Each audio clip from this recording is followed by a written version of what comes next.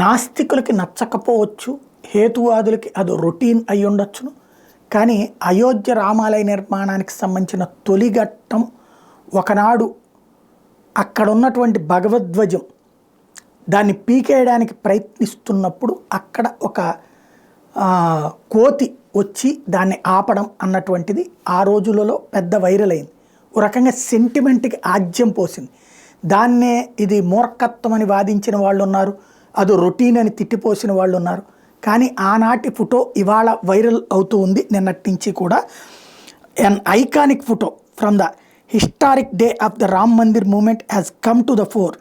The image dates back to October 30, 1990, when Karsevaks had gathered in Ayodhya on VHP, RSS and BJP's call, who wanted a Ram temple on the side of the disputed Babri Masjid. Reportedly, a monkey sat on the central dome of the mosque and prevented one of the flags from being removed from the domes amid clash between security personnel and Karsevaks. ఇది 1992లో బాబరీ విధ్వంసం జరిగితే 90లోనే మొదటి కరసేవ జరిగింది. అప్పుడే ములాయం సింగ్ కరసేవకులను కాల్చి చంపింది. ఆ టైంలో కరసేవకులు ఆ పైకి వెళ్ళి గుమ్మటం మీదన భగవద్ధ్వజాన్ని పాతారు, కాషాయ ధ్వజాన్ని.